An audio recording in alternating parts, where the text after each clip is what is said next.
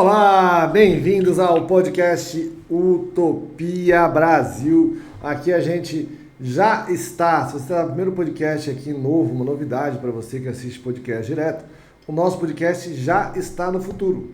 Então você está assistindo um podcast que já é futuro. Olha que interessante.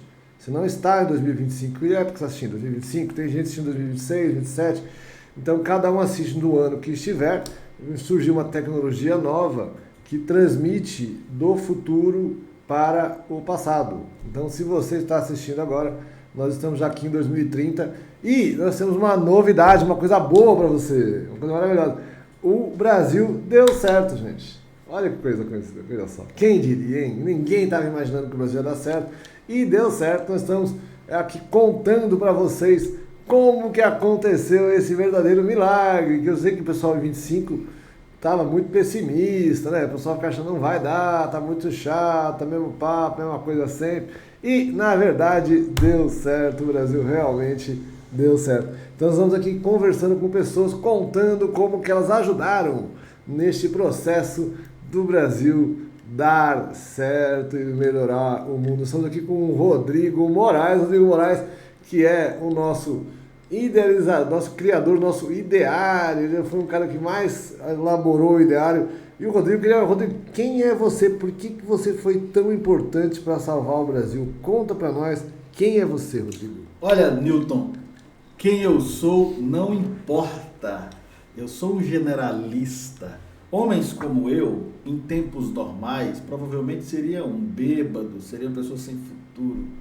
Mas para o momento que nós estávamos vivendo em 2025, foi-se necessário que um generalista, veja, em épocas, nos últimos 2 séculos, os especialistas eram louvados, né? Os homens que enxergavam as coisas nos seus mínimos detalhes, que aprofundavam o específico, mas tempos como a última década, exigiu-se que os generalistas se posicionassem, fossem capazes de enxergar o quadro amplo e fossem capazes também de trazer as pessoas, trazer os especialistas, cada um posicionando no seu lugar. Mas quem eu sou não importa, o que importa é o ideário, o que importa é a mensagem, o que importa é o manifesto. Foi aquilo que nós produzimos, que nós construímos a partir de 25,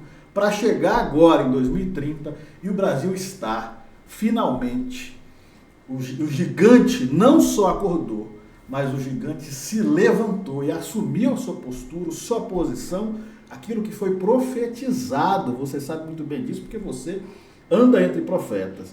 Aquilo que foi profetizado que seria o Brasil se tornou aquilo que Dom Bosco, que Anchieta, que os grandes profetas falaram.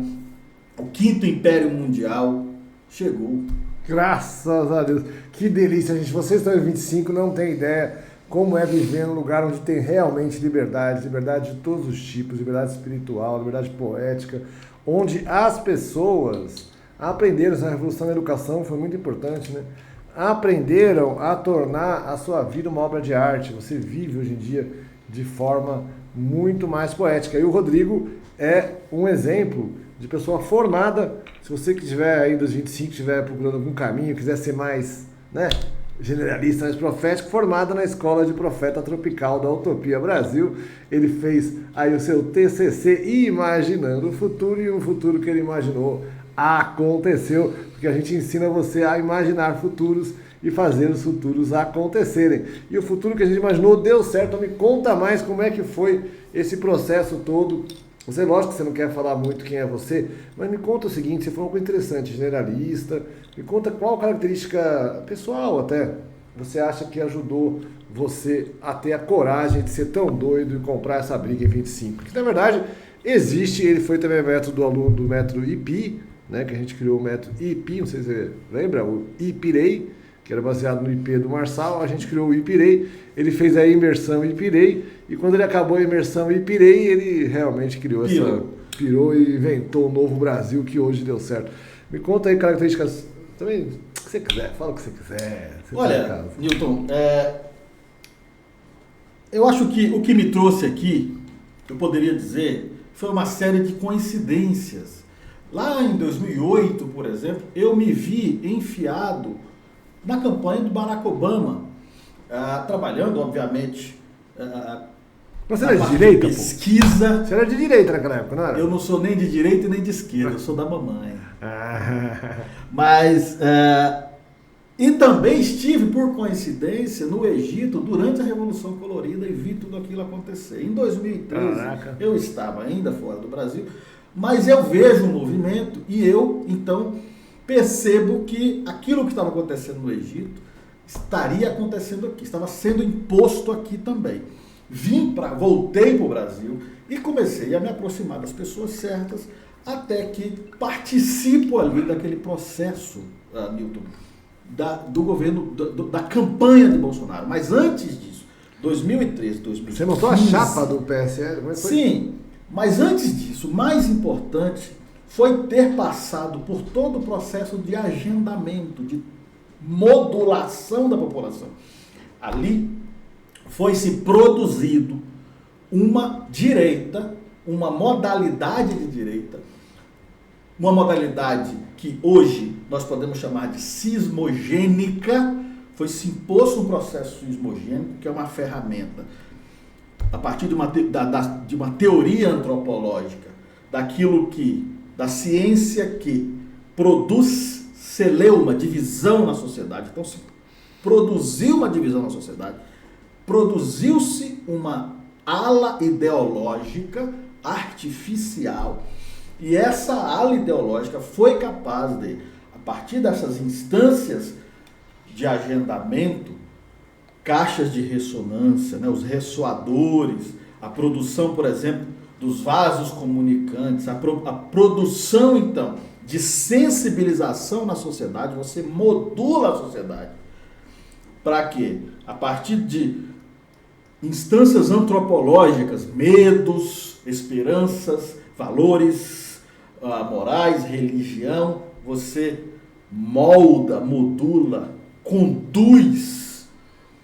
E 2013, 2015 foi o momento ideal para isso, porque a ciência política tinha mudado, estava em processo de mudança. Você lembra, a era dos grandes marqueteiros estava conhecendo o seu ocaso, estavam chegando ao seu crepúsculo, ao seu fim, né? De Geraldão, João, Duda, Nizam, tudo aquilo estava onde se dizia, ou se usava as melhores avaliações das pesquisas qualitativas, a melhor leitura das qualitativas, gerava então a comunicação, onde se apresentava o candidato, e o Duda usava a expressão eleger como vender sabonete, a partir da identificação de desejos, de consumo, etc.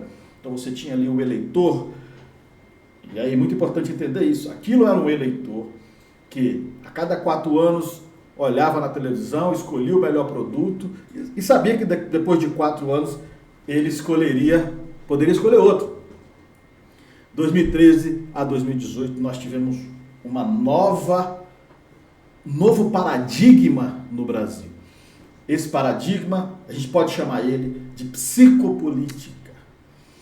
Dentro dessa dinâmica, então, por meio de redes sociais, big data, microtarget, produziu-se então, com bombas cognitivas, modulando as pessoas, modulando as percepções, e produziu-se uma nova direita no Brasil. Essa direita, como que isso se dá? Olha, seu filho vai para a escola, pode virar homossexual, o Brasil vai virar a Venezuela, o cristianismo não vai acabar. Tudo isso eram bombas cognitivas baseadas em instâncias e medos antropológicos, inclusive até desconhecidos até então pelas pessoas. Inclusive eles inventaram os inimigos, né? Também eles financiavam. Lembra que naquela época tinha aquele, como é que se chamava? Produz os inimigos. Woke, lembra? Woke, que você era grande especialista. Lembra que na época a gente, quando debateu o negócio do Woke, eu fiquei irritado com o Woke. Você na época foi o maior especialista em... Ainda tem, sabe quando eu passei numa comunidade de Woke?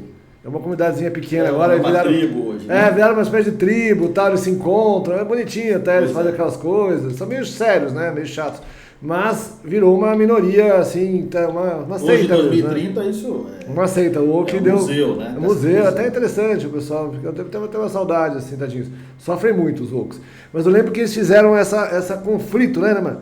Entre os woke e aquela turma daquele velho lá, o Jihad Carvalho. O Jihad Carvalho. Que foi quem pôs... Tinha umas ideias boas, às vezes, meio ruim, né? Mas era doidão. Na verdade, né? Jihad Carvalho foi um gênio.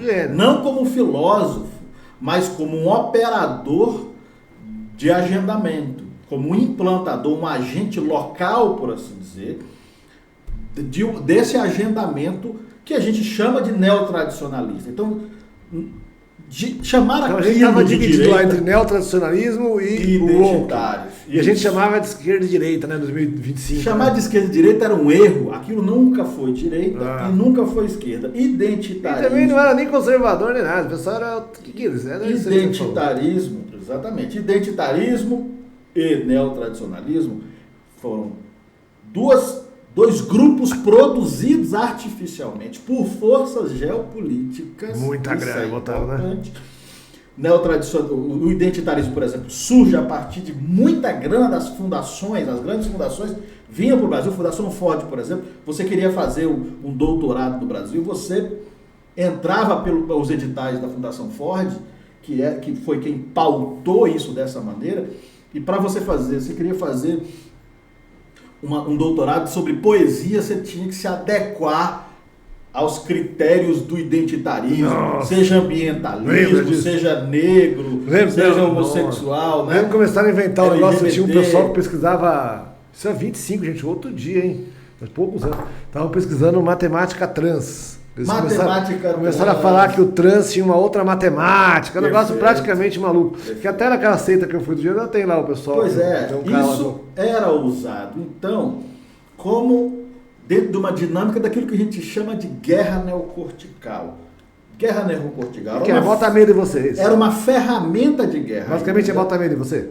É uma ferramenta de guerra híbrida, onde você controla os dois lados pela reação produzida entre cada um dos lados. Então você acentuava o identitarismo, as agendas identitárias aqui, isso gerava reação. Tinha aquela menina que parecia o nome do hotel lá, né? Como é que ela chamava? Aquela que botaram uma puta grana aquele nome do aquele hotel americano, Paris Hilton, não é Paris Hilton, Erika Hilton. Lembra da Erika Hilton? Não só a Erika Hilton. A Erika Hilton, maravilhosa. Ela tava lá naquela comunidade lá, virou tipo... Ela tá ainda... Tá lá, ela virou tipo a santa e tal. Virou uma véia identitária. Virou uma santa lá. Ela tá sendo identitária. Lá na comunidade woke que a gente encontrou lá, que eu fui visitar outro dia, ela tava uma espécie de santa lá, deu super certo, tava super legal, assim, deu super bem. Como ela coordena. E ela agora tá praticamente, olha, ela fez mais harmonização, tá loira, tá cada vez, é um sucesso. E aquela moça era uma, né, que ficava brigando com o Coroa, lembra? Ficava essa briga. Essa era uma briga produzida, era uma briga que produziu uma guerra civil de natureza híbrida, uma guerra civil informal no país, dividiu o Brasil em dois. E que tristeza, sequestrou a pauta política por muitos anos no Brasil. Nossa, falando agora, não se permitiu, não se podia debater nada, discutir nenhuma questão. Todas as pautas políticas estavam sequestradas, afastadas do debate, e todo o debate político naquela nossa época, Newton, era dividido entre identitarismo e neotradicionalismo. O neotradicionalismo começa com um neomacartismo anticomunista, que via comunista debaixo da cama, comendo eles ficavam com esse papo. Lembrei agora. Do outro lado, as agendas, a agenda woke, a agenda identitária. E era uma briga meio século XX, né? Aquela tipo de briga entre comunistas e fascistas. Era Stalin, um negócio assim. Agora, por que isso foi? Mussolini, ficava nessa brisa antiga, né? Perfeito. Eles pegaram esse imaginário antigo, um tinha medo de comunismo, outro tinha medo de fascismo. Aí ficaram voltando a sair como se fosse real, né? E é engraçado que a gente passou... Agora que você tá falando, você que tá em 25, gente, eu sei que é difícil. Porque às vezes dava a impressão, eu tô tentando lembrar a sensação que a gente tinha. Eu lembro que Nossa, eu ficava desesperançado. Tinha hora que eu falava, não aguento mais esse papo, mano. Só falam disso, de woke, de comunismo. E o mundo acabando. Lembra que tava dominado, a elite dominando, o banco, o sistema financeiro controlando tudo, o povo inteiro escravizado. Isso em 2025, agora nós estamos conseguindo libertar o povo inteiro escravizado, com dívidas, escravidão por dívidas. E o pessoal discutindo esses medos aí de coisa implantada, né? Medo de comunismo. Você levantou. Eles financiavam, é claro, financiavam essas trans para botar medo nos pais de família, financiavam os fanáticos de direita para botar medo nos gays, aí ficava botando medo no outro. Você está levantando uma questão importante que você está apontando para a origem de tudo isso. Por que isso foi feito? Vamos lembrar que a partir dos anos 60, nos anos 50, o Brasil conhece os seus anos dourados. O manifesto da Semana de Arte Moderna produz ali o germe de um ideário que no século XX, 30 anos depois, constrói ou dá vida ao grande Brasil. Bossa nova, futebol, a era do grande desenvolvimentismo. O Brasil estava produzindo televisão, aparelho de televisão em todas as casas, TV Tupi, TV de qualidade, as grandes produções. TV de qualidade, arte de qualidade, música de qualidade, Tom Jobim, música de qualidade. Tom Jobim, João Gilberto, Vinícius de Moraes. Arte de... Aquela força, aquela energia que estava ali, produzindo um grande Brasil, gerou uma espécie de medo, preocupação de agentes geopolíticos. Só para você ter uma ideia, eu vou citar uma frase de Henry Kissinger, naquela época, dizendo: não podemos permitir um novo Japão ao sul do Equador. Então, e depois entrou aquele velho lá nos Estados Unidos que falava que o Brasil ia ser quintal dele, né? Como é que ele chamava? Aquele que fazia programa de TV? Sim, eles chamavam... Trump. Eles chamavam, inclusive, o Brasil deveria se tornar o proletariado externo. Nossa, eles falavam isso na cara dura. Sem vergonha nenhuma. A partir dos anos 60, eles impõem uma ditadura militar no Brasil, um governo militar. Gente, a gente se ferrou. E a primeira coisa que esse governo faz foi destruir a educação brasileira, quando eles se submetem à USAID, uma agência americana ligada àquele deep state, aquele estado profundo.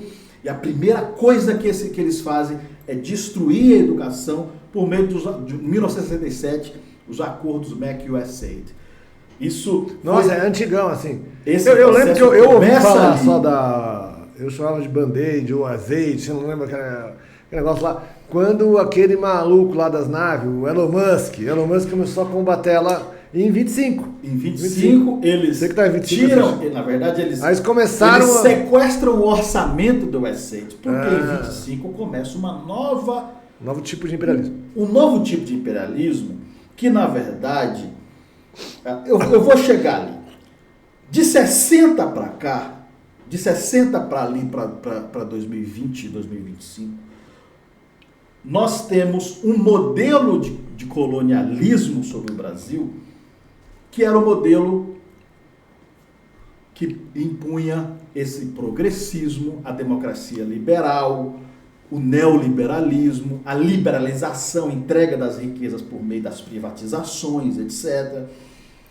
E você tem, fim da cultura nacional, né? A destruição da cultura nacional, porque a cultura nacional é o elo, a cultura nacional é o que nos liga, é o que nos dá a força interior para avançar enquanto povo, para nos reconhecer e para caminhar. Foi tanto que a gente começou, daqui a pouco a gente vai contar para vocês.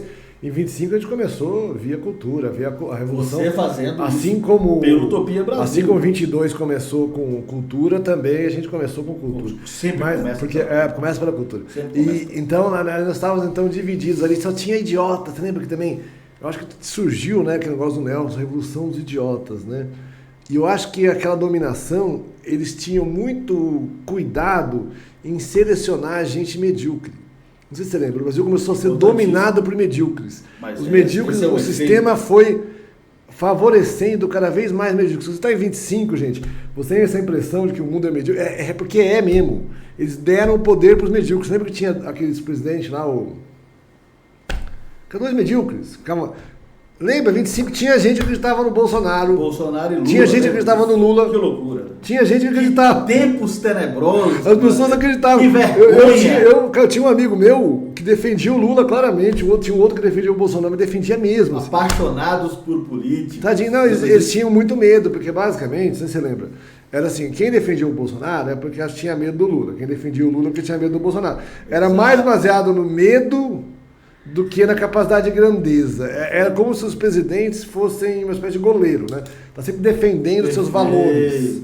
Eles queriam presidentes... Isso. E não eram presidentes técnicos que botam a gente para jogar bem, não eram visionários.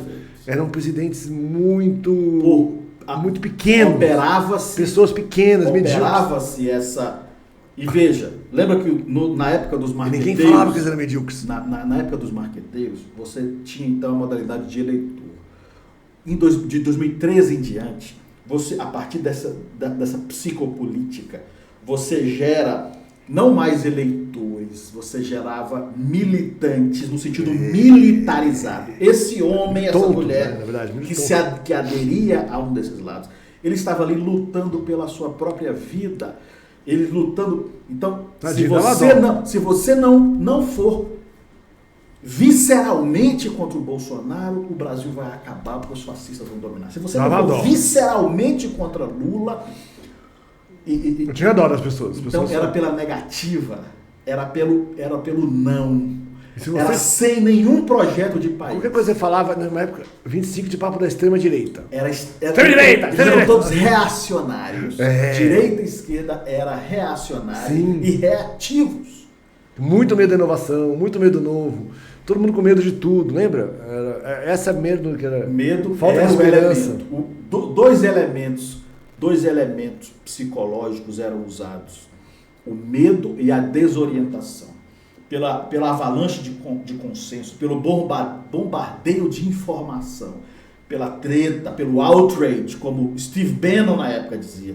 Você gerava uma confusão. Todo dia você entrava na televisão, na rede social, você entrava em qualquer meio de imprensa, você era bombardeado por informações absurdas, por falas absurdas. Na época do governo Bolsonaro 2019, você tinha o cercadinho, todo dia ele no cercadinho falar coisas absurdas, mas tudo isso gerava desorientação. Falava-se uma coisa hoje, outra amanhã, e não se podia, então, a partir desse processo de desorientação, não se era capaz de discutir o país, não se era capaz de parar e pensar o que estava acontecendo. Então, a nação estava tomada, a nação estava sequestrada. E vamos lembrar, isso acontecia porque o mundo estava numa guerra de espectro total entre essa nova ordem, ou aquela velha ordem unipolar que estava morrendo, e a nova ordem multipolar que estava nascendo.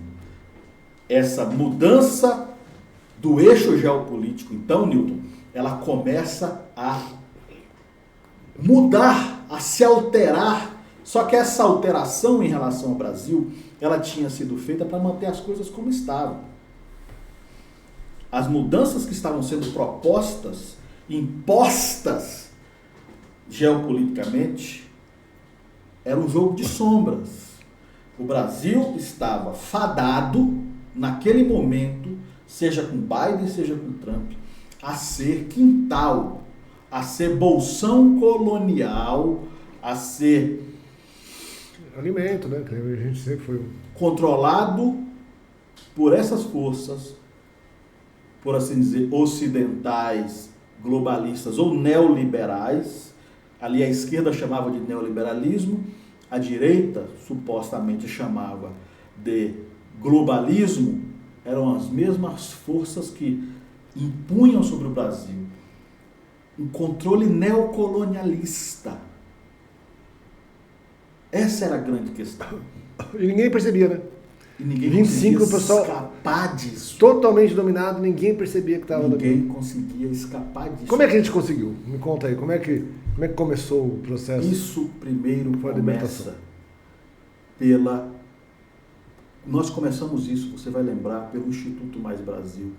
Quando nós conseguimos, lá em 25, formular, apresentar um ideário, um manifesto. Era a unidade, a união de vários pensadores. Nós fizemos num evento, você lembra, o Congresso Abraçando o Brasil. Vários pensadores que sozinhos eram incapazes de dar solução. Você vai lembrar que ali, por exemplo, estava Mangabeira Unger, um gênio, filósofo, um dos maiores do mundo naquele momento, mas que fazia o diagnóstico correto, apontava o caminho correto, mas não conseguia ressoar a mensagem na base, no povo, estava dissociado dessa capacidade de ressoar. Vamos pensar do ponto de vista político. Você tinha, por exemplo, o próprio Aldo Rebelo naquela época, que não também conseguia falar nada que fosse possível, porque a sua mensagem era obstada pela cismogênese, era obstada por esse bloqueio, essa hegemonia de um falso debate político entre identitários e neotradicionalistas, imposto cismogenicamente. Isso era, então, um regime de controle total. A gente recuperou esse prazer da nação, porque a nação, vamos lembrar, ela é basicamente uma comunidade imaginada. Esse até é o termo do Benedict Anderson, comunidade imaginada. Imaginada por quem? Por artistas. Não adianta inventar outra coisa. Quando a gente fala os profetas são artistas, são poetas, são cantores, pessoas que imaginam o futuro. Então, aquele momento foi o momento que os artistas se aproximaram dos grandes pensadores. Que é como foi em 60 também. Como foi em 22. 22, é uma relação... Como foi em 1822 com o Silvestre. Também. É uma relação entre a criação mais artística e o autopensamento, que tinha um desvínculo. Na época, os artistas estavam todos dominados aí pela ideologia woke. Quando a gente botou artistas e influencers para realmente debater o Brasil e conseguirem fazer conteúdos, a gente conseguiu ir revertendo a pauta e conseguimos fazer, porque é o que você falava, né? Você lembra falando? Você falava, o problema não é polarização, como é que você falava? O problema, porque a gente continuou debatendo, e cada vez mais, mas pelo menos eram debates reais, a gente falou de ser debates falsos. Existiu uma ilusão na classe política brasileira naquela época, 2020, 2025, vamos romper a polarização. Polarização sempre existiu na política. A política é guerra por outros meios. A política é você escolhe um, eu escolho outro, daqui a 4 anos a gente escolhe outro. Assim que é. Aquilo nunca foi polarização. E um grande erro dos analistas, dos intelectuais, até aquele momento, foi ter encarado e tratado isso como polarização, porque quando você aponta o dedo para o inimigo errado, você está fadado a perder. A questão era como se contrapor à cismogênese. E guerra híbrida se vence com uma outra guerra híbrida. O que nós fizemos foi impor uma nova modalidade de guerra, onde nós colocamos, reconhecemos, apontamos o verdadeiro inimigo. O verdadeiro inimigo não era o identitarismo ou o neotradicionalismo isoladamente. Eram eles juntos, eram ferramentas, eram armas de dominação geoeconômica e geopolítica que vinham da mesma origem, que tinha a mesma origem como dentro dessa guerra híbrida, mesma origem neocortical. No momento em que nós somos capazes, por meio do manifesto, por meio do ideário, apontar o verdadeiro inimigo do Brasil... Mais perto do microfone. Tá bom o microfone? Tá certo? Tá? Nós somos capazes de apontar o verdadeiro inimigo do Brasil, esses dois grupos, como os verdadeiros inimigos, nós somos capazes de começar essa guerra. E aí nós descobrimos uma coisa que sempre se soube no país.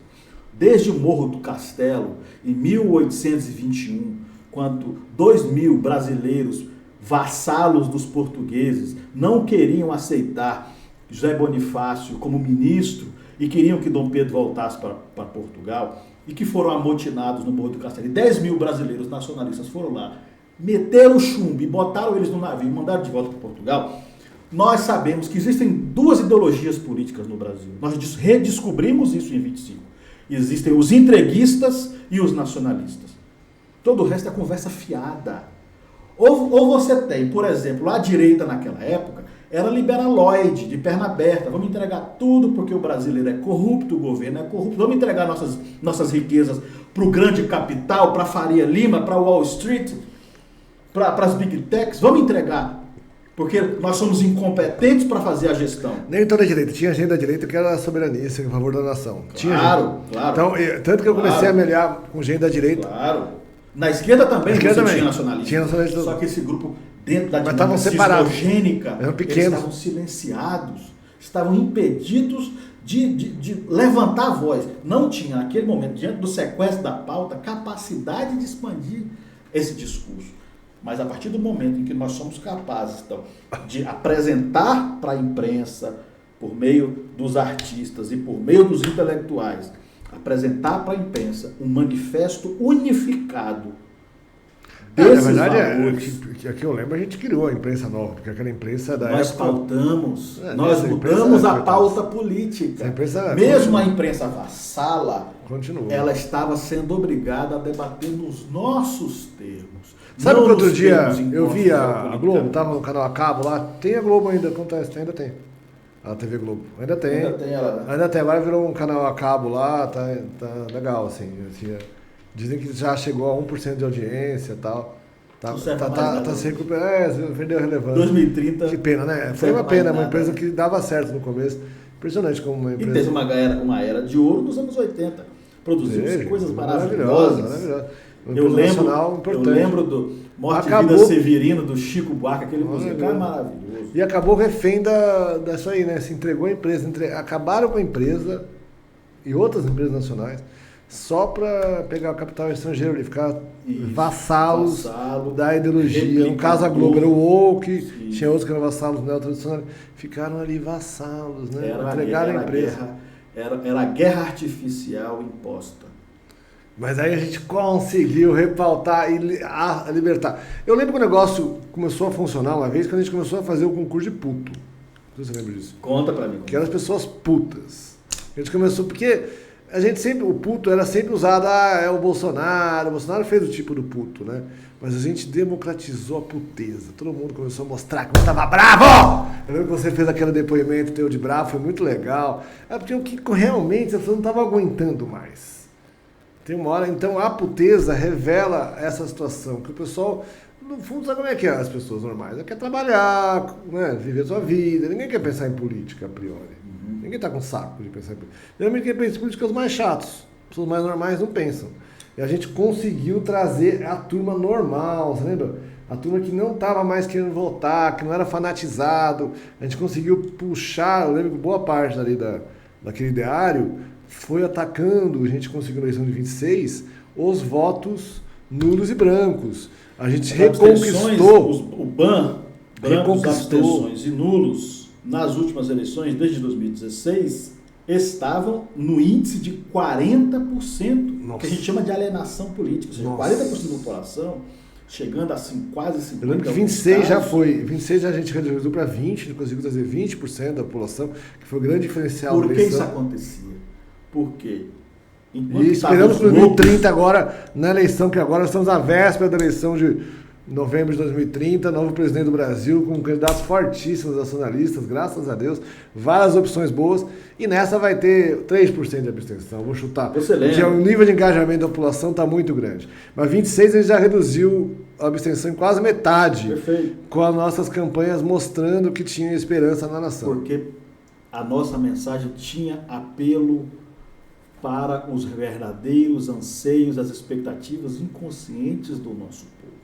O Brasil estava passando por um processo de mudança profunda na sua sociologia e na sua antropologia, no seu cerne mais profundo.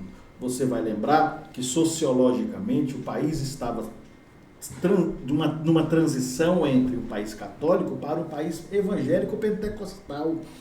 O país começou a se reconhecer nos seus símbolos, começou a afirmar nos seus símbolos uma mudança sociológica que, como diria naquela época o professor Mangabeira, colocou os evangélicos como a nova classe emergente do Brasil. Aqueles valores estavam sendo dispostos no ambiente e naquele momento você vai lembrar, a esquerda tratava isso com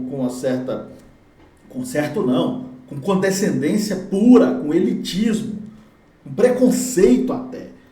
Enquanto aquilo que era supostamente a direita usava isso como uma ferramenta de controle. Mas todos aparelhando eles. Todos e não aparelhados. percebendo a verdade dos evangélicos que Todos estava surgindo. Está surgindo, né, está cada vez mais irradiando uma geração de profetas brasileiros que está irradiando pelo mundo, que estão inventando novas religiões. Porque não são exatamente também, sabe, calvinistas. Não são calvinistas, protestantes americanos, clássicos, metodistas. São neopentecostais, religiões que têm a presença do Espírito Santo. Extremamente sincréticas, que misturam com várias coisas, têm potencial. Então, religiões novas surgiram muitas nos últimos anos, continuam surgindo.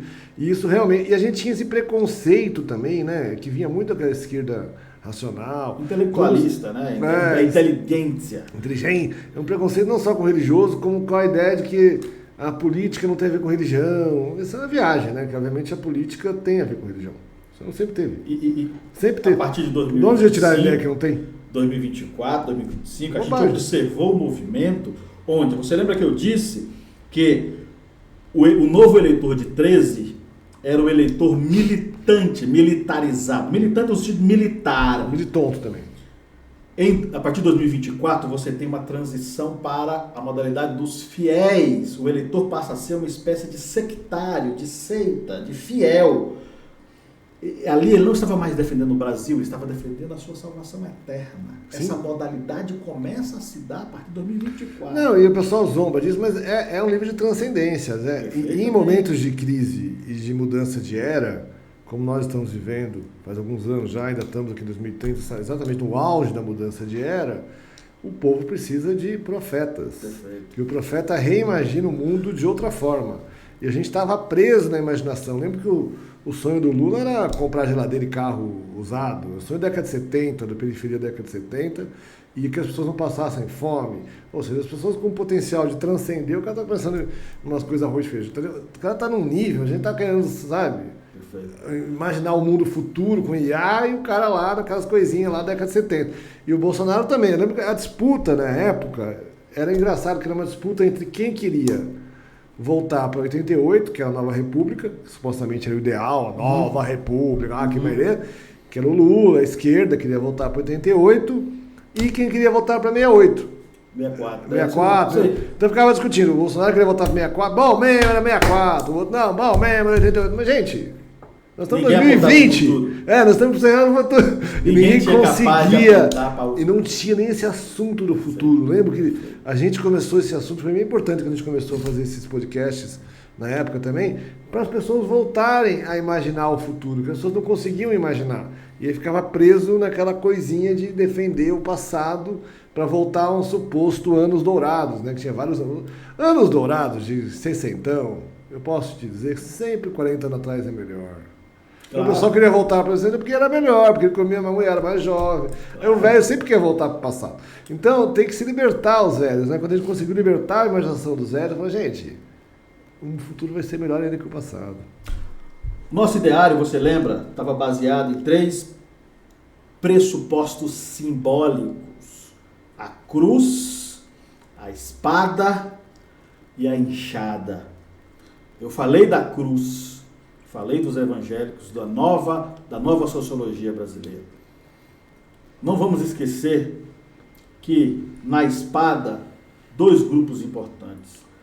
Primeiro, os militares tiveram que se reconciliar com o Brasil, porque aquela agenda neotradicionalista, a guerra híbrida que foi imposta, a cismogênese, foi também a ação deles, a partir da doutrina militar do Haiti, que eles aprenderam no Haiti, aprenderam com a OTAN e com a ONU, como impor essas modalidades de guerra híbrida em países, porque ali no Haiti foi muito mais do que paz, gerar paz por meio de exército. Ali, esses generais, 9 generais brasileiros que estiveram nas cabeças do governo Bolsonaro em 2018, 2019, por exemplo, esses homens estavam treinados em como manipular a população, como modular a população. E eles tiveram, então, a partir de 2015, que se reconciliar com o Brasil. Estavam treinados em guerra híbrida, né? Estavam treinados em técnicas mais avançadas de guerra de 5ª geração. Tinha guerra de imaginário, não é apenas guerra de material. Só que vassalos, operadores da OTAN, braços locais do exército do Império, traidores da pátria brasileira. Mas não vamos esquecer dos nossos generais. Maravilhoso. Os generais do ideário. Maravilhoso. Esses homens vão para a história. Homens como você. Esses homens nunca serão esquecidos. Os generalistas, generais do ideário e do manifesto do Novo Brasil.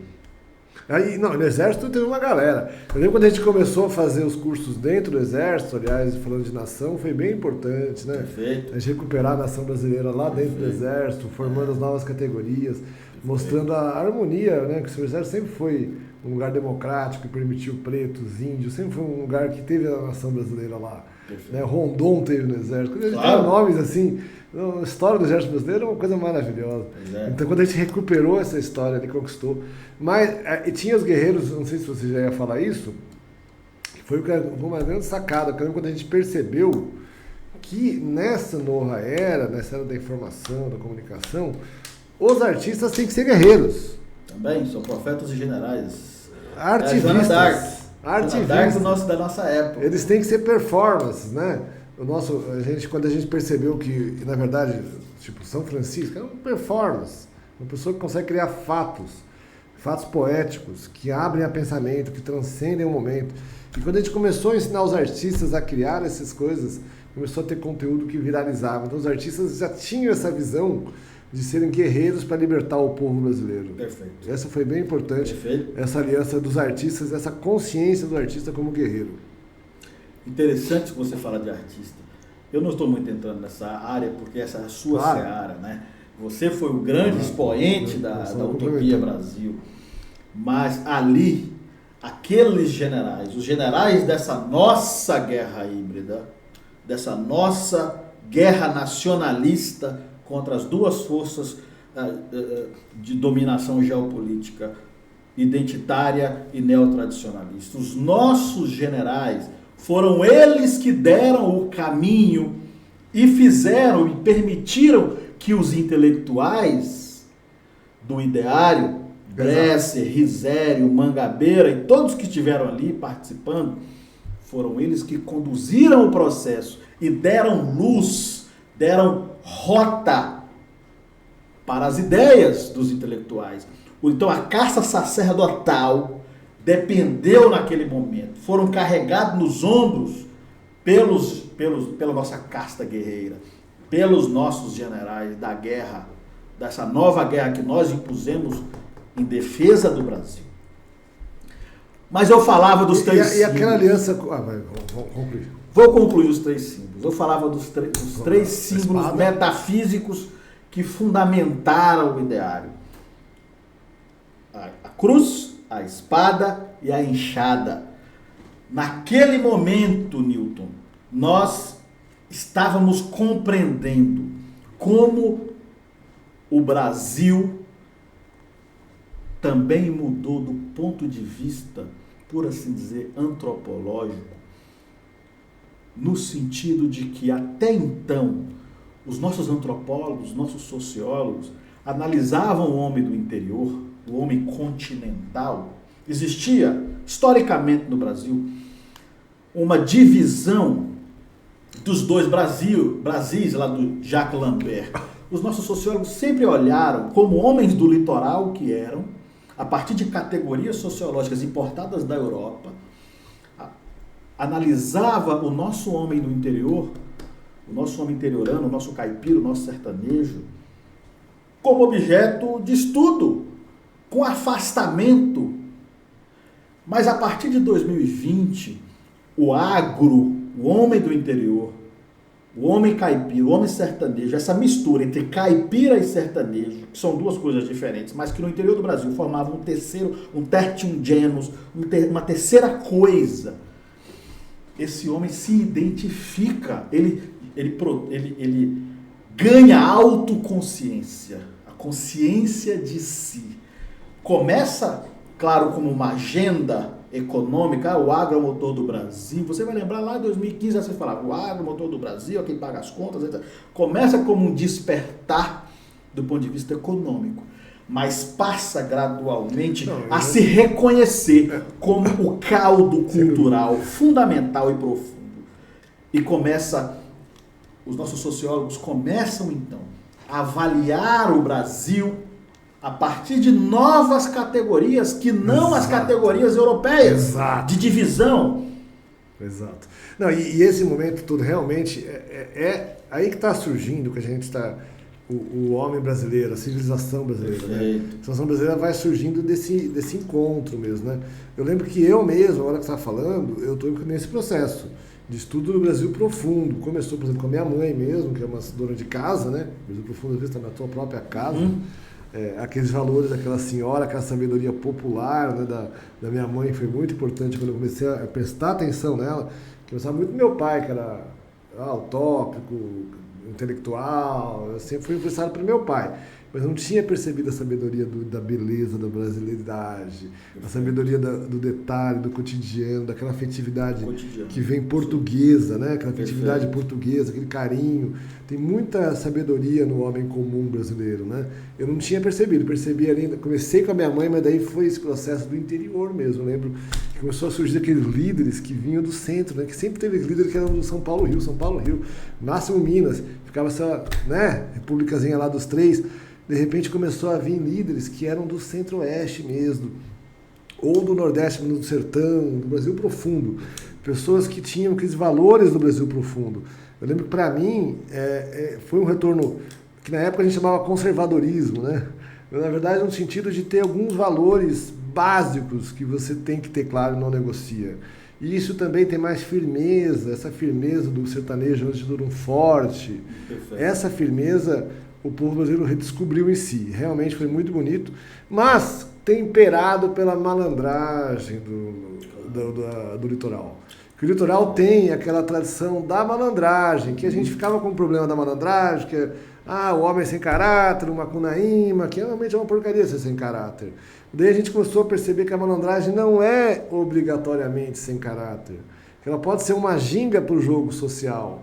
Então, a hora que a gente começou a dar ginga para a galera do Centro-Oeste, do Brasil profundo, eles começaram a dar aquela sabedoria da firmeza e também do amor pelo dia a dia. Perfeito. Aí a gente começou a... Eu lembro que as próprias religiões, que supostamente eram neopentecostais, que eram muito influenciadas pelos americanos, se tornaram cada vez mais brasileiras, cada vez mais contaminadas por toda a cultura brasileira dos últimos 500 anos. E que está surgindo essas novas religiões, essas novas formas de ensinar, tudo baseado nesse jeito, nesse sincretismo, que é o lado direito e esquerdo do cérebro também, claro. A harmonização entre o interior e o litoral, entre o seu lado, a sua imagem, né? O apolíneo dionisíaco, quem é você imagina que é, né? Porque o litoral sempre teve essa coisa de imaginar o Brasil, né? Quem você imagina que é, e quem você é a essência, né? Toda essa questão da identidade. É normal, gente, 500 anos para nascer um povo, uma civilização. Estamos no auge agora, até chegar nessa síntese que nós estamos conseguindo chegar. Perfeito. E tem muito a ver, e tem a ver com o debate que a gente estava... Não é à toa que 26 foi um ano importante, porque a gente sempre falava de 22 e esquecia do Manifesto Regionalista, do Gilberto Freire, em 26, que foi muito importante. Depois teve 28, que é o Manifesto Antropofágico. Mas o debate de 26 foi muito importante, por isso que 26 foi um ano importante. Foi esse ano do centro mesmo, de busca de interiorização, do Brasil se descobrir, da sabedoria de Gilberto Freire, sertanejo continental. O Brasil precisou se descobrir continental e parar com essa dicotomia, integral.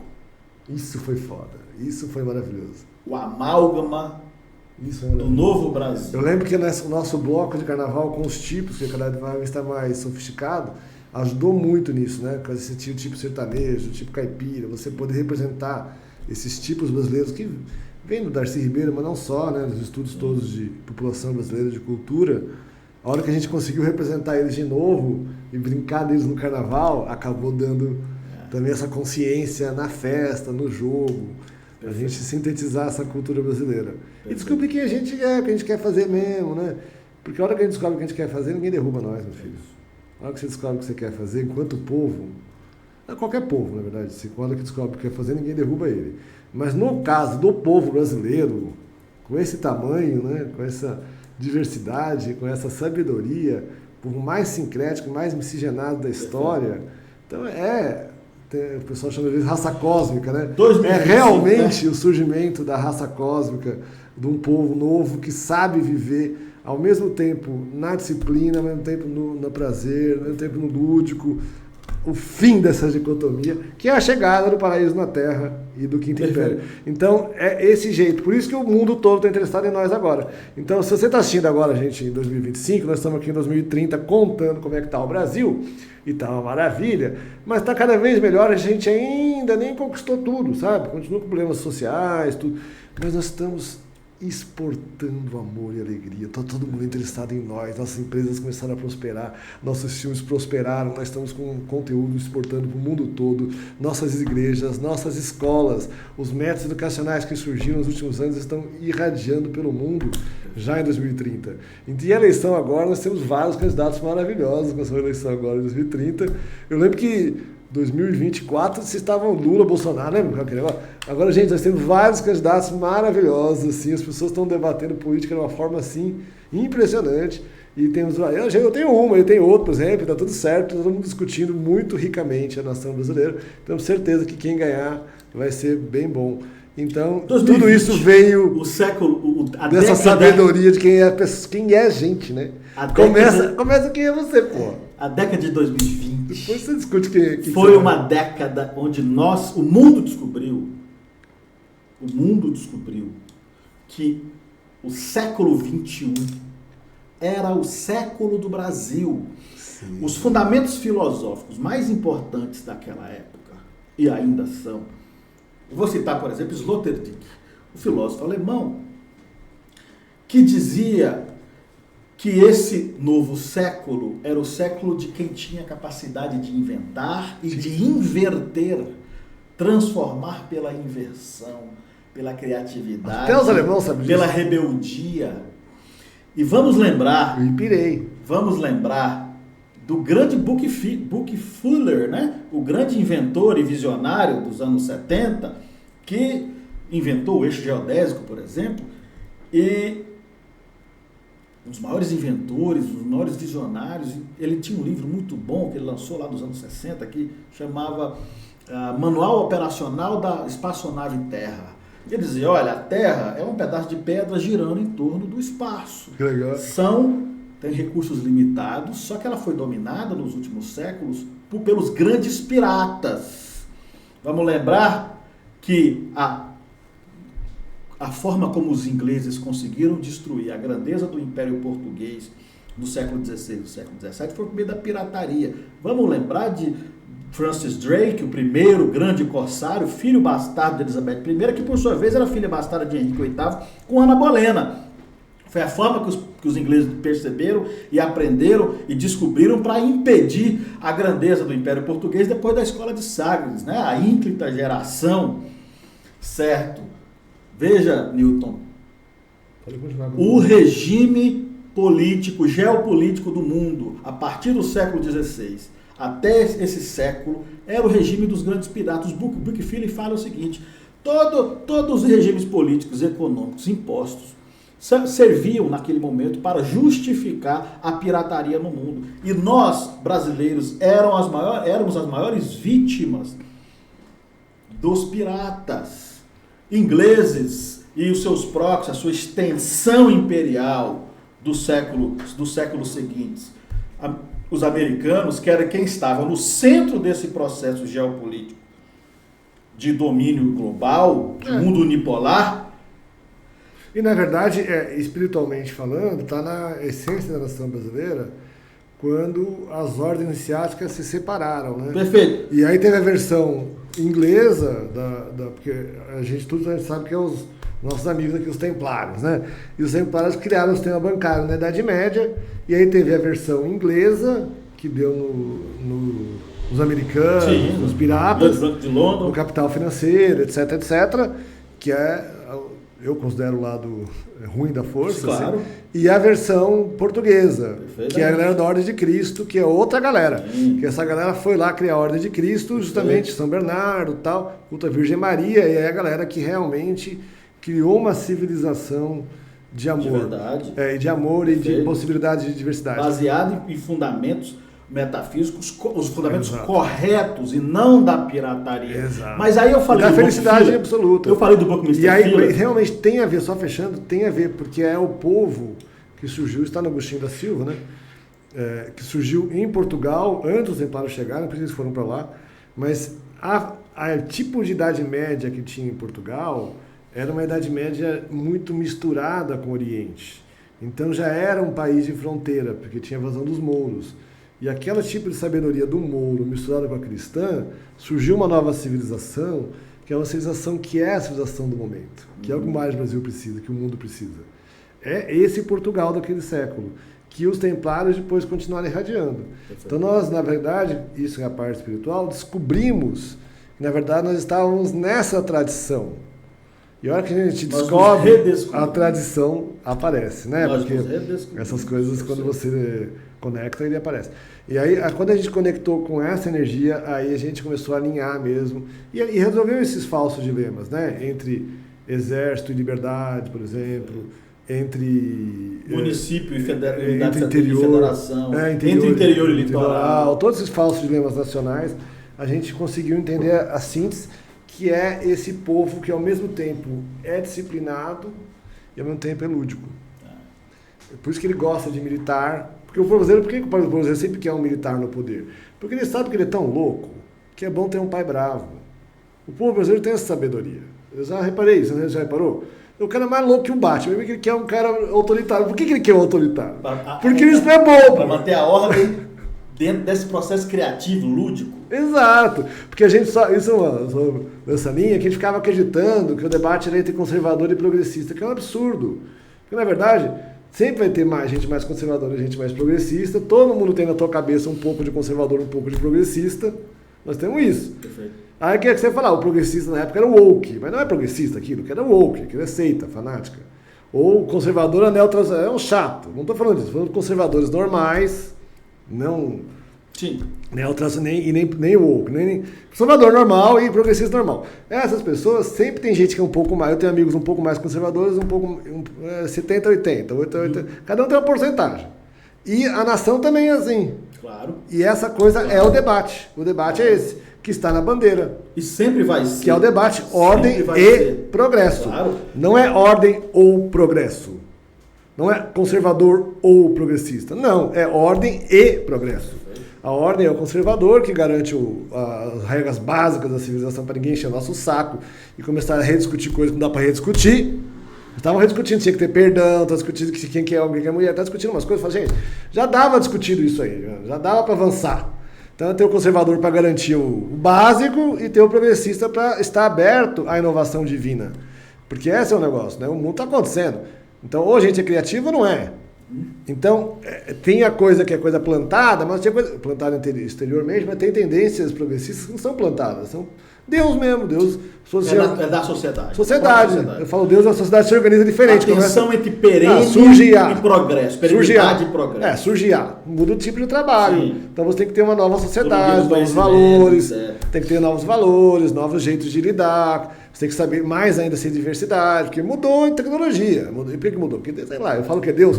A evolução está acontecendo, acontece um negócio, tem que se adaptar. O amor vem por princípio, a ordem por base. O progresso é que deve vir por fim.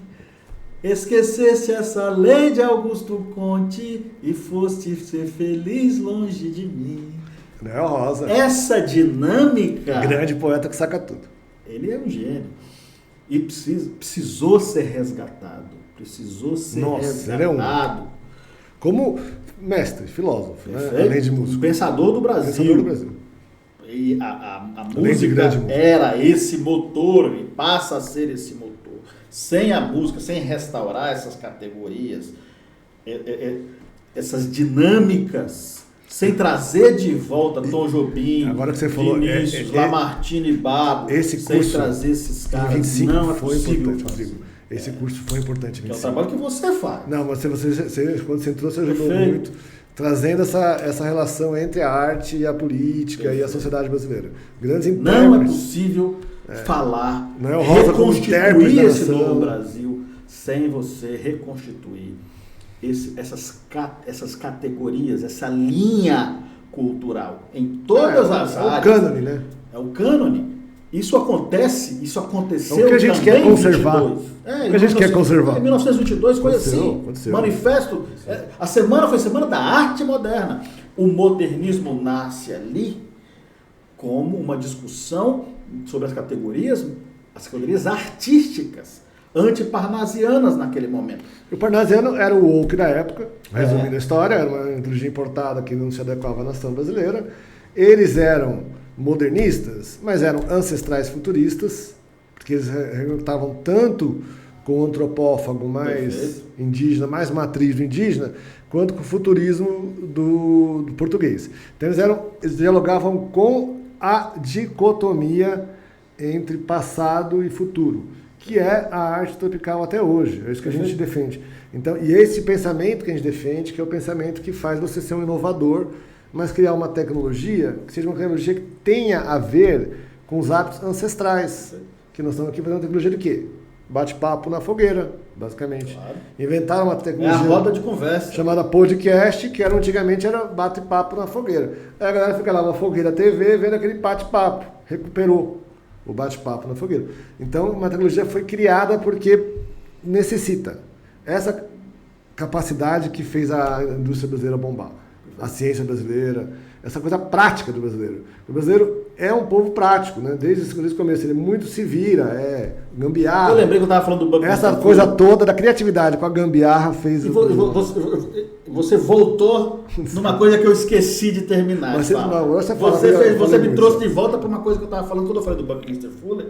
O Buckminster Fuller dizia lá nos anos 70, 60, que o futuro, um dos maiores visionários da história, o futuro não seria mais dos generalistas, mas dos especialistas, mas o futuro seria dos artistas e dos designers, dos engenheiros, dos homens que fossem capazes de inventar, de recriar o mundo. E é por isso que o século XXI é o século do Brasil, porque nós somos o único povo capaz de oferecer isso para o mundo. Nós somos o povo que tem aquilo que o professor Mangabeira chama de imaginação e rebeldia. A capacidade de imaginar e de romper com as amarras é intrinsecamente nossa. E é isso que nós hoje estamos e podemos oferecer para o mundo, com tudo isso que você contou que está acontecendo, agora em 2030, nós exportando tudo, levando para o mundo. Nossa cultura, nossa civilização. Nós fomos capazes de fazer isso quando nós rompemos com as amarras neocoloniais, cismogênicas. E fomos capazes de reagir numa modalidade de guerra híbrida que nós criamos, anticolonial, antiglobalista, antineoliberal, libertadora de todos os povos, e Nossa Senhora da nossa grandeza. Nossa grandeza é como união dos povos. É o único império que não se impõe pela força, se impõe pela arte, pelo amor. É um império que não se impõe, na verdade. É um império que seduz as pessoas a participarem dele. Esse império é outro tipo de civilização que o Brasil tenha irradiado agora, claro, com o ensinamento de todas as tradições anteriores que formaram o nosso povo. Né? Tudo misturado. Viva o Brasil! Viva o Brasil! Viva 2030! Gente, tá muito gostoso 2030. Venham para cá assim que vocês puderem, porque aqui você já vivencia 2030. Eu tô em 2030, né? Mas você não. Você está lá em 25, você. Mas fala assim, mas pensando bem, acho que já deu já 2025. Já cansei desse papo. Tá meio chato essa porra de 2025. A vibração não tá legal. Tá todo mundo se repetindo, né? 2025 foi a mesma época. Sabe quando você já viu o amigo Bolsonaro e fala assim, cara, você é Bolsonaro até hoje, cara. 2018, 2025, continua. O outro continua Lula. Tem gente que continua. O cara tá bom, mano. Mas no mínimo você tem Pô, tu vai votar nele, votar no outro e tal, mas um pouco de desconfiança tu tem que aquele negócio não tá bom. Se tivesse bom, tava bom, pô. Por que tava merda? Não, é culpa do outro. Culpa do quem, cara? Culpa do presidente, pô. Quando ele elegeu o cara pro presidente, ele tem que fazer alguma coisa, não é? Deus, o cara presidente, não faço nada, na verdade a culpa é do Congresso. Porra, mano, você quer o presidente dessa merda, faz alguma merda. Seja Lula, seja Bolsonaro, faz alguma coisa pra essa nação, porra. Aí os caras ficam nessa discussãozinha acreditando em gente medíocre. Gente que você fala assim, são dois medíocres. Então, se você tá em 25, você tá vendo que tem gente assim. Tu reparou? A gente tá acreditando, discutindo uma coisa do jeito de pessoa, não dá pra acreditar em mais nada, gente. Mas você cansou de não acreditar em mais nada. E você sabe que tem saída. Se você sente isso, já quer pular, vem para a Utopia Brasil. Aqui você vai para 2030 bater papos transcendentais sobre como já tudo deu certo, imaginar a sua vida certo. É o exercício da EVA, Escola Visionária Ancestral. E o Rodrigo aqui está se participando com louvor, pegando o seu diploma de profeta tropical. Parabéns pelo diploma. Você já muito obrigado pelo convite. A não ser que você faça uma cagada nos últimos 10 minutos muito grande, que eu acho difícil, mas olha, tá aprovado. Mas olha, você vai lembrar também, 25 foi um ano tão ridículo, Isso tá engraçado. Que você vai lembrar que os brasileiros estavam esperando Trump nos salvar. Essa é boa, cara. Essa é boa. Quer dizer, esse é o troféu peteca do brasileiro mais feliz. Se você acha que o Trump troféu Paspalho era para o brasileiro que imaginou que uma potência estrangeira poderia resolver os nossos problemas e nos salvar. Nos salvar. É tipo filme americano de Oeste. Vai chegar o... Olha, naquela época eu citava o caso...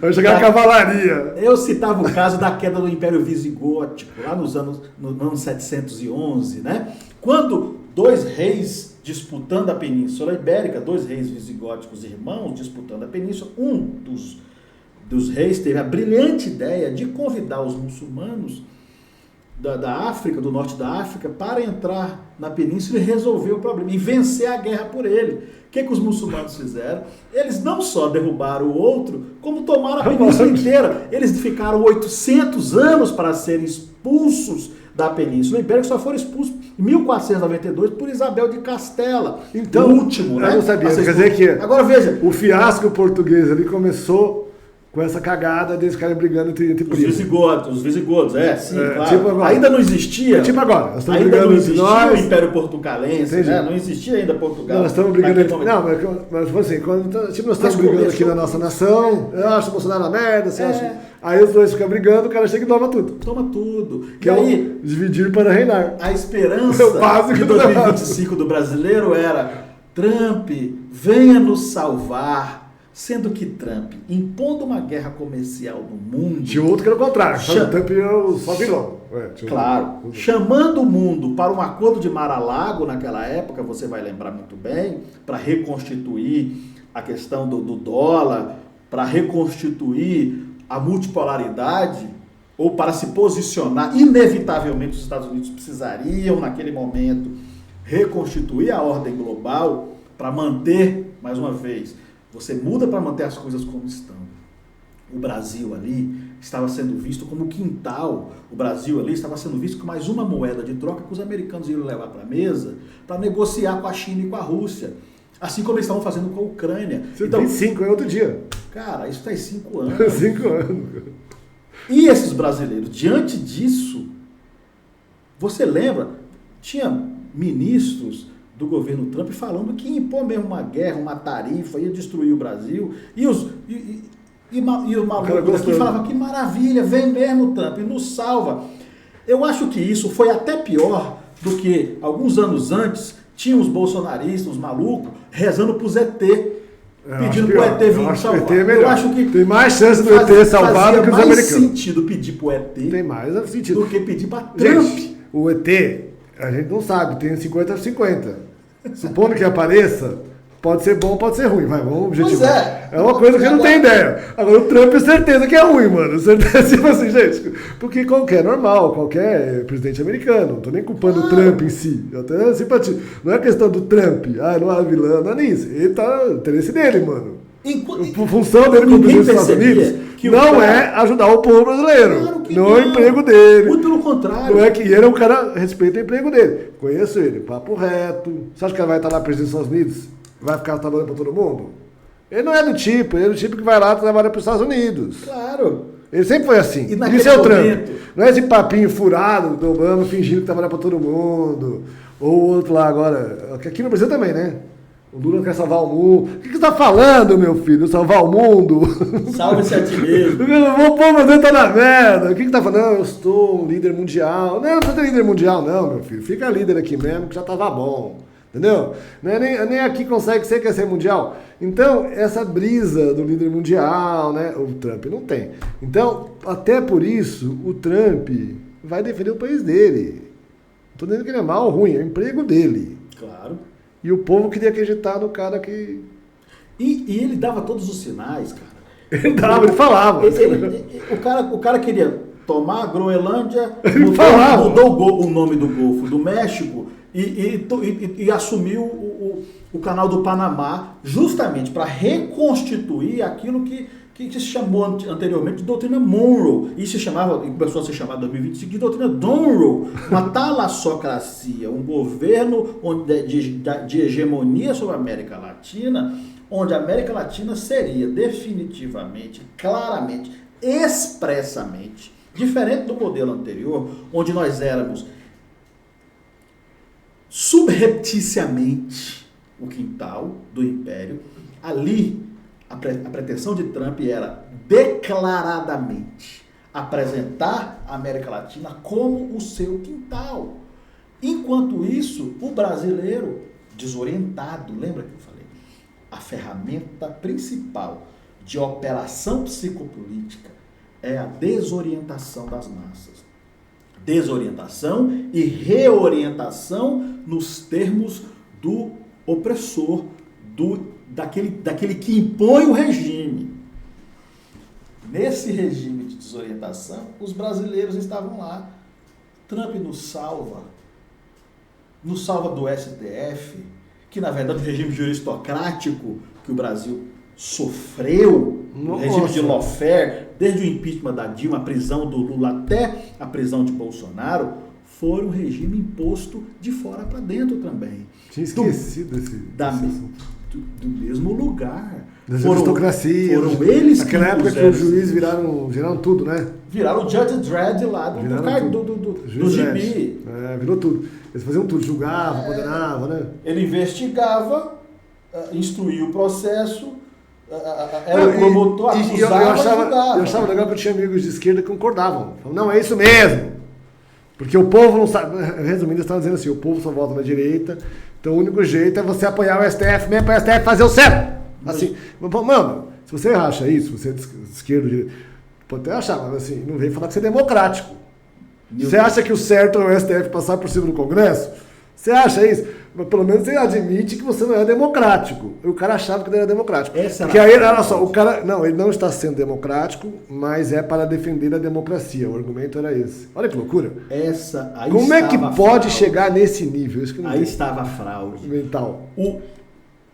O esquerdista daquela época achou bom quando o Bolsonaro foi preso, e o direitista achou bom quando o Lula foi preso. Todos eles aplaudiam a sua conveniência, o mesmo regime de lawfare, o mesmo modelo de ação, a mesma arma geopolítica que estava ali.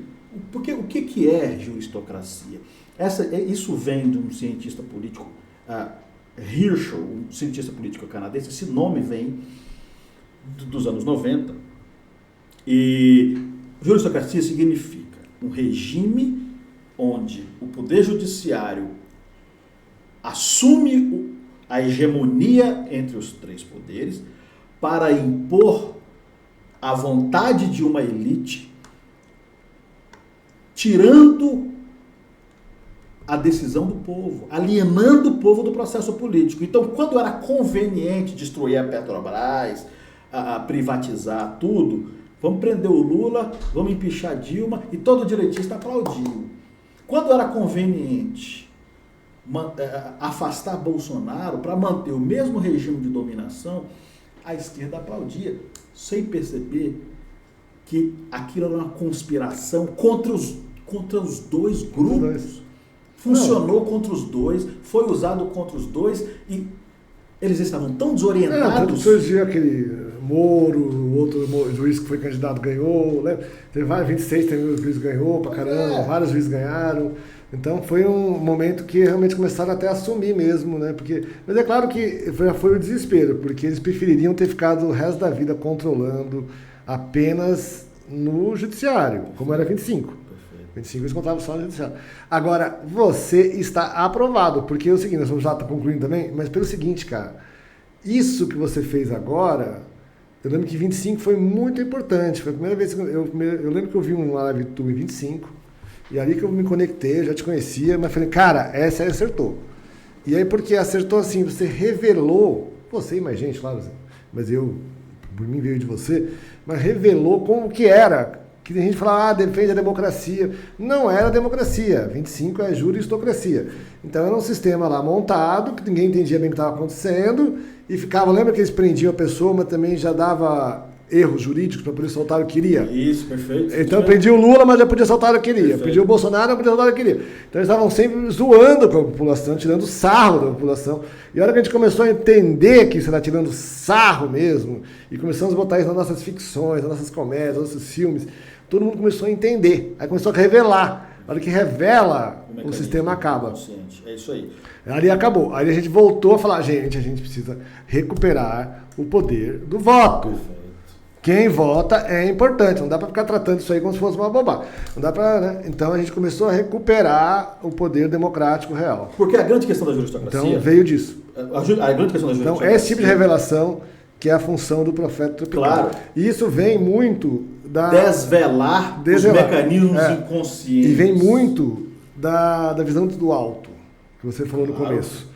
Você se colocar no alto, se colocar acima, se colocar no futuro analisando. Só um jornalista é capaz de fazer. Exato. Você vai olhando o quadro geral. Aí você começa a entender links que as pessoas não estão entendendo. Você vê de forma mais abstrata, sai da dominação da notícia, da informação. Por isso que eu não gosto de termo economia da informação, sociedade do conhecimento. Eu acho tudo bobagem. A sociedade mesmo é criativa e acabou. Isso o Mangabeira fala muito, conhecimento, meu filho. O problema não é conhecimento. É que ele está entendendo conhecimento como criativo, o Mangabeira. Mas tem que usar um termo criativo. Economia criativa. Porque é o termo certo, porque ou a pessoa é criativa ou está ferrado. Então, essa conexão você mostrou aqui, teve esse exercício e conseguiu analisar as coisas de uma forma que revelou para muita gente. A próxima etapa de qualquer processo de revelação é admitir que nós estamos no apocalipse, que nós estamos fazendo, revelando como funciona. A próxima etapa é um luto. Mas antes de você entrar nisso aí, guarda isso aí. Deixa eu amarrar. Vamos concluir. Deixa eu amarrar para concluir. Deixa eu amarrar a juristocracia, porque você levantou uma questão. Quando você faz essa contraposição, retoma essa contraposição entre especialistas e generalistas, veja que interessante do ponto de vista da juristocracia. Porque a juristocracia brasileira, o lawfare, os lawfares, né? Você possa usar isso já em português, colocando um plural aí, mas as ações de lawfare que foram colocadas no contexto da juristocracia, todas elas eram meio bestas e até sem criatividade. A mesma forma que eles usaram, mesmo procedimento que eles usaram para empichar Dilma e prender o Lula, eles usaram na CPI das fake news, na CPI da Covid, na CPI, no inquérito que prendeu o Bolsonaro, 8 de janeiro. Tinha até manual. Era um teatrozinho chato, bobo, onde o que eles faziam? Aquele livrinho, o manual do lawfare, foi legal, né? Pois é. Uma comédia que você fez. Uma peça, que era uma espécie de manual que mostrava como é que era com vários casos e tal. E bobo. E aí o que eles faziam? Os especialistas da época, os juristas brasileiros naquele momento, nenhum entendeu, nenhum foi capaz de perceber que aquilo não era uma ação jurídica, era uma ação política, eram ações políticas. E aí você ia ver os advogados, por exemplo, dos 8 de janeiro, ou dos próprios pessoal do Lula, falava assim, nós temos uma melhor tese jurídica, nós temos uma grande tese jurídica onde nós vamos vencer isso aí. Nós vamos vencer essa... Você vai ter que cortar, vamos ter que cortar. Então, tá com frio, cara. Vamos concluir com essa questão. Vai. Agora vai. Sempre no tempo baixo. Agora vai. Vou voltar lá na parte que eu comecei a falar. Vamos dar 10 minutos. Só está? Não, 10 minutos a gente acaba. Vamos. Eu só quero finalizar isso aí, aí você dá o... Não, eu vou dar a última só mais... Tá. mais E volta naquele assunto que você falou lá. Vamos. Mas, veja bem, você colocou uma questão muito interessante, retomou a questão da contraposição entre especialistas e generalistas. Isso ficava muito claro, essa dicotomia, na questão da juristocracia brasileira. O modelo, ou os modelos de lawfare que foram impostos no Brasil, desde o impeachment da Dilma, a prisão do Lula, ou seja, desde quando o lawfare foi usado, a juristocracia foi usada para prejudicar a esquerda, tirar a esquerda e mudar o regime, até quando ela foi, então, usada contra a direita, seja nas CPIs da fake news, no 8 de janeiro, da Covid, na prisão de Bolsonaro, todos esses modelos de lawfare, os especialistas jurídicos do direito, os advogados, eles diziam, como não estavam entendendo o que estava acontecendo, por serem especialistas, estarem inseridos dentro, sem conseguir olhar a coisa de cima, eles diziam, vamos resolver isso pela melhor tese jurídica. Eu tenho uma tese matadora que eu vou não tem nada de acabar tese. com isso. Não tem tese jurídica. Não era uma questão jurídica, era uma questão política. Eles demoraram a perceber que a estratégia deveria ser política, a reação deveria ser política. E, cara, isso foi tão ridículo, porque os modelos de investigação, os modelos de ação, essa coisa de colocar, inserir nulidades no processo, o próprio ministro do STF enchia o processo de nulidade, porque na hora conveniente, no momento conveniente, eles também iam anular. Eles usavam as nulidades que eles mesmos inseriam no processo. Foi assim para prender e para soltar Lula, foi assim para prender e para soltar Bolsonaro, foi assim para prender e para soltar o pessoal do 8 de janeiro. Essas nulidades faziam parte da ação. Então, no momento certo, Alexandre de Moraes enfiava nulidade no processo e aí aparecia depois um Fux para dizer, vamos ter que anular, então solta Bolsonaro. Isso era um grande de um teatro juristocrático, operado na medida, a partir de lawfare, que só um generalista seria capaz de perceber. Não, e eu lembro que o generalista aliado com o roteirista, porque a gente mostrou como comédia, né? Foi aquela comédia maravilhosa, aquele reality show meio comédia, onde mostrava esse dia a dia ali, esse cotidiano, né? As amizades, esse rolê mesmo. Que é muito legal, que você revela o dia a dia. Aquilo abre. Só que é claro que tem momentos que eu te falar, de luto mesmo. Porque assim, quando abre, em geral, isso qualquer processo de... que acontece na revelação? Você vê que aquela civilização, aquele mundo que você imaginava não funciona e acabou. O pessoal da esquerda, por exemplo, sofria com isso. Não funciona esse papinho dessa república que você está imaginando, isso não funciona. Acabou. Aí fala, não, o Lula está defendendo. Não, cara, ele não está defendendo, já acabou, já morreu. O negócio já era. Virou uma cleptocracia, uma justocracia, virou qualquer coisa menos um sonho democrático. Então o cara sofria com isso. Aí tem a negação, qualquer processo de morte. Uma morte de um sonho. Um sonho da democracia brasileira. Tem a negação, que eles ficaram muitos ficaram hoje quase ninguém, mas muito tempo de negação. Mas 25 começou aquela fase da mistura entre puto e tristeza. Sempre que você descobre que vai morrer mesmo. A primeira coisa, você fica puto. Merda, não mereço. Aí depois você fica triste. É sempre meio assim, porque é triste, né? Você perceber que tudo que você acreditou 20 anos, imagina as pessoas de 25 aí, você que está assistindo, todos os sistemas políticos, tudo que você acreditou, tudo foi enganado, você foi enganado anos. Aí você está voltando, tudo coisa que foi enganado. Você sente um mané, eu fui enganado. Eu lembro que choca um pouco quando você começa a perceber. Então aí tem que acompanhar esse processo mesmo, aceitar que é isso mesmo, gente. É melhor você admitir que foi enganado mesmo anos e mexer agora do que ficar o resto da vida apegado a uma coisa que não funciona. Então, aí tem um momento puto com eles, tristeza, e aí que depois a gente começa a reencaminhar. Quando passa isso, você volta a ter esperança. E você começa a abrir caminhos, ver, opa, tem outras coisas aí, gente. Estamos viajando, estamos estudando as coisas erradas, está lendo a história do Brasil errado, não está lendo as coisas certas. Então, mas tem que ter um desapego da ideologia inicial, senão não vai andar. Então, quem quer participar do nosso rolê vai ter que ver que tem um desapego dessas chatices. Essas ideias que você tem meio formada, tudo que você estudou das faculdades sociais, você leu no Globo, não interessa mais. Já era, foi. Errou. Passou anos viajando na batatinha. Entendeu? Então, esse tipo de coisa aqui é para ajudar você a reconectar e ver aonde você tem que prestar atenção no mundo mais. Parar de prestar atenção em bobagem, em noticiazinha idiota que não interessa nada, que é tudo fake. É falar, uma é fake news, a outra também é fake. É tudo fake. É um fake. É um teatro, como ele falou. É um teatro. Vocês estão vendo teatro na televisão, você está achando que é jornalismo, você está politizado, tá nada. Você está sendo enganado, é um teatro.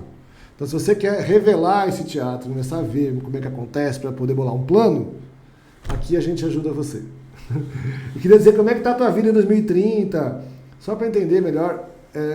A vida não só profissional, afetiva, como é que aconteceu aí? Como é que tá? 2030 está sendo um ano muito bom, porque nós estamos finalmente colhendo todo o trabalho que nós fizemos a partir de 2020. Todas essas ideias que nós operamos, implantamos, fizemos brotar e florescer desse novo Brasil, elas nascem logo a seguir da eleição de 2018, quando nós nos afastamos, e foi muito importante para mim me afastar daquela direita neotradicionalista e começar a observá-la como um terceiro, desapaixonadamente, me limpando de tudo aquilo. Compreendendo. E também tendo estado fora do Brasil nesse período, conversando com grandes operadores de agenda setting, de hiperfragmentação de clusters, novos cientistas políticos que romperam com o paradigma anterior do marketing eleitoral, aquele que preparava o candidato e o levava ao eleitor. A nova modalidade era sensibilizar o eleitor e conduzir, primeiro conduzir o eleitor, sensibilizando, conduzir o eleitor ao candidato, conduzir o eleitor ao projeto. Todas essas ações, todos esses estudos, todo esse benchmark, toda essa compreensão foi um processo, primeiro intelectual, com grupos de pessoas capazes desse diálogo. Você foi uma pessoa importante nesse momento. E agora, em 2030, a gente começa a colher os frutos disso depois de um trabalho árduo de 10 anos, por meio do Instituto Mais Brasil, por meio do Utopia Brasil, por meio do Abraçando Brasil, todas as ações culturais, do Religa Brasil, todo o trabalho que foi feito. Hoje a gente começa a observar, então, esse novo Brasil que está nascendo, esse novo Brasil diante de nós, esse Brasil que primeiro se reconhece, se entende e se afirma. Nossa, deve ter conhecido muita gente legal, né? Cara, as pessoas que você deve andar. Foi um tempo está difícil. misturado com intelectuais, artistas. Como é que é? Tudo misturado. Todo mundo na Isso mesa. Nossa, isso é o mais legal Todo da vida, é quando mundo você está na com mesa. gente legal, né? Todos os loucos estavam à mesa. Os artistas, os andarilhos, Os visionários, os intelectuais, os os da rua. visionários, os poetas.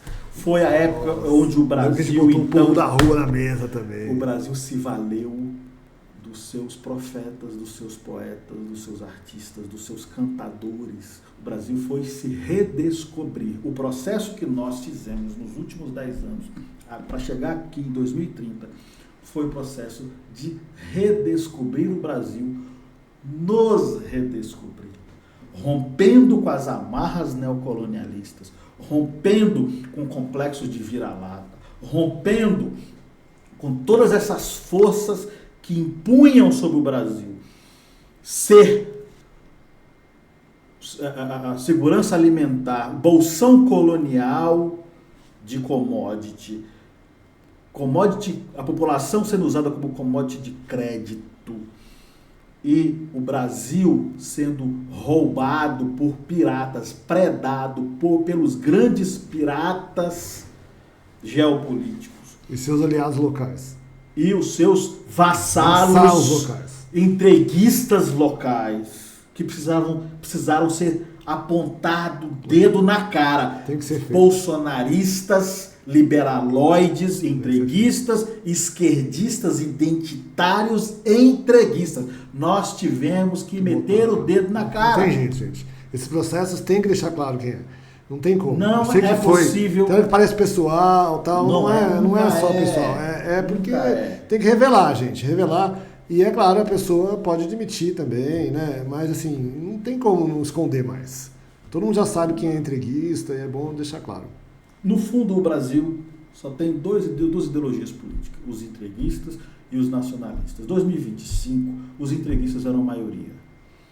2030, nós, brasileiros, nacionalistas, apaixonados pelo país, que viemos lá da roça, do interior, os jecas tatus do Brasil, suburbanos, se levantaram e salvaram o seu povo, acolheram, deram norte, deram rumo, deram o ideário. Porque tudo começa pela capacidade de unificar todas as ideias, todas as poesias, todas as músicas, toda a arte, toda a filosofia. E sabe o que nós descobrimos, Newton? Todas as soluções para o nosso país já estavam dadas pelas grandes mentes do passado. Nossa! Bautista Vidal, tudo lá. Noel Rosa, Tom Jobim, Vinícius de Moraes. As pistas estavam todas lá. Vila Lobos. Atenção. Por isso que essa formação que a gente, esse curso, lembra que a gente deu as aulas Profeta Tropical, Bautista Vidal como Profeta Tropical, era todo mundo entendendo mestres da sabedoria tropical. Foi importante naquele momento. É a nossa próxima pauta. A próxima vez vamos falar dessas histórias, dessas pessoas mesmo, sabe? Começar a contar dessas pessoas, pra gente irradiar cada vez mais. Viva a Utopia Brasil, bem-vindo ao futuro, chega de chatice, transforme a sua mente, aprenda a ser visionário, recupere a sua esperança, para de falta de fé, não vai adiantar. A única chance que você tem agora é ter esperança. Queria agradecer a Rodrigo Moraes aqui pela participação. Brilhante, parabéns, como eu disse, já estava aprovado, confirmo aqui a aprovação. Se quiser dar um beijo para alguém, ou fazer propaganda de alguma coisa, propaganda é sempre bom. Olha, todas essas coisas que nós estamos falando aqui, eu já vinha escrevendo desde 2024 e eu quero fazer uma propaganda retroativa. Você que está em 2030, você vai lá no meu substack.com/Rodrigo com 2G Moraes com I, e lá tem, por exemplo, eu vou fazer referência a 2 textos que tem lá. Tem vários textos importantes. Mas o primeiro que eu quero fazer referência é Preliminares de um Manifesto Saquarema, onde eu dou os fundamentos de como se pensar o Brasil do ponto de vista de um ideário unificador. Ali é só um diagnóstico. E tem um texto que é um discurso que eu escrevi para o 7 de setembro de 2030. Eu escrevo esse discurso em 2025, chama-se Discurso, eu acho que é Discurso da Independência. Faz 5 anos, eu não lembro mais, faz muito tempo. Mas esse discurso, eu dou o passo a passo de tudo que nós estamos falando aqui. Como foi esse processo de, a partir de 2025 até 2030, nós termos transformado o Brasil. Quem foram os atores, quais foram as ações, qual foi o processo. Ali eu dou, basicamente, o caminho das pedras. Agradeço o convite do meu querido poeta, profeta Newton, e agradeço você que está escutando, que ano for que você estiver. Se você estiver em 2030, viva o grande Brasil. Se você estiver em 2025, saia de 2025 urgente. Se liberte da cismogênese, da prisão, da desorientação e da loucura ideológica. Não seja um vassalo, não seja uma cadelinha do império, nem seja uma viúva da ordem unipolar. Se liberte. Uhul! Libertação, parabéns, bem-vindos aí. Curtam. E quem está em 2030 for ler, é legal porque você vai ler e vai falar, cara, realmente aconteceu tudo que ele previu em 25. Eu fiz esse exercício que é impressionante. Aconteceu tudo, cara. Tudo que ele está falando lá aconteceu. Então, se você está em 25 e quer saber o que vai acontecer, leia Rodrigo Moraes. Valeu. Obrigado.